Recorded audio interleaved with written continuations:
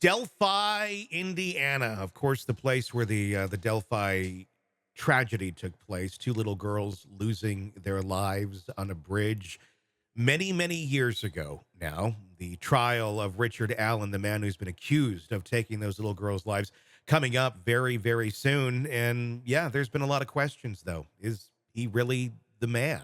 There was other suspects that were looked at, kind of, and evidence gathered.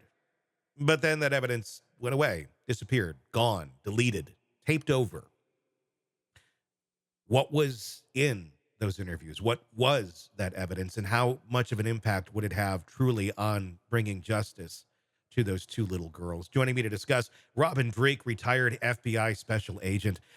It's disturbing as we learn more and more about this case of all of the roads they did not go down that should Mhm. have been gone down.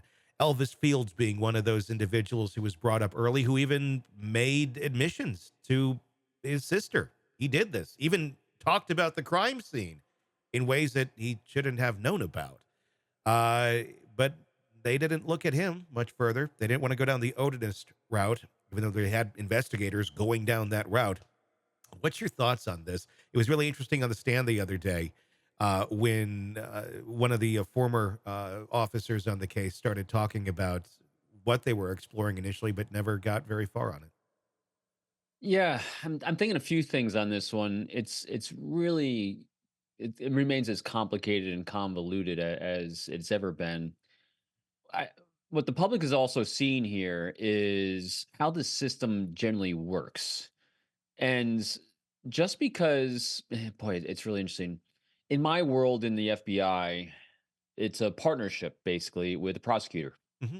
And even on espionage investigations that I did and the spy recruiting stuff I did, it's a partnership. So if we have a lead, if we have information at my level as an investigator that a crime or something has taken place, I can initiate that. I can do an investigation into that.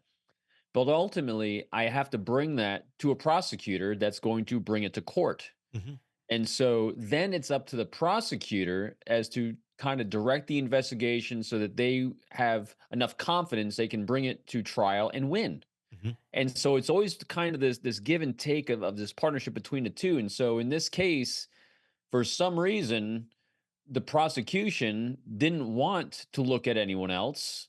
And that's what we're wondering why. Is it because, and I think we're only going to know the answer to this question when trial starts. For some reason, here's what we should see, Tony. And this is what I think the real test is. When this goes to trial, if this is righteous and none of these other people should have been looked at to the level that it looks like we think they should be looked at, Hmm. the evidence presented by the prosecution should be concrete and overwhelming to everyone. Yeah. If it's not, that's when everyone's gonna do what we're doing right now. We're gonna poke a lot of holes in it.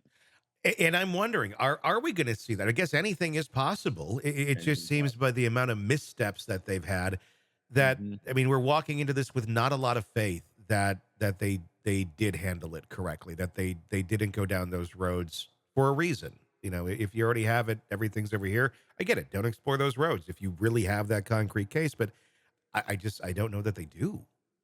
I don't either, and I don't have confidence in it. That's why that word I'm using is overwhelming Yeah. evidence. And from what we're seeing, I don't think so. But again, it's conjecture until we start seeing the data and the evidence coming in. We got to go where the Yeah. evidence brings us. But in this case, it's every single day there seems to be another misstep, another mishandling. They keep fueling the same fire they wish the world would put out, and that's these conspiracy theories. But they keep fueling it by their own actions. It's absolutely Yeah. dumbfounding to me. I mean, are we talking about? We've said this before. You know, are we talking? Is this really just kind of a Keystone Cop type situation where they just didn't know what the hell they were doing? They weren't very professional. They didn't do things to the depth that they should have because they just weren't that experienced in this, or they were very narrow minded, and then I don't know. I mean, or is this a cover up? Because I mean, the two can look very similar. I think in most of these cases that we have these things, everyone's looking for one big flaming. This was it, Yeah.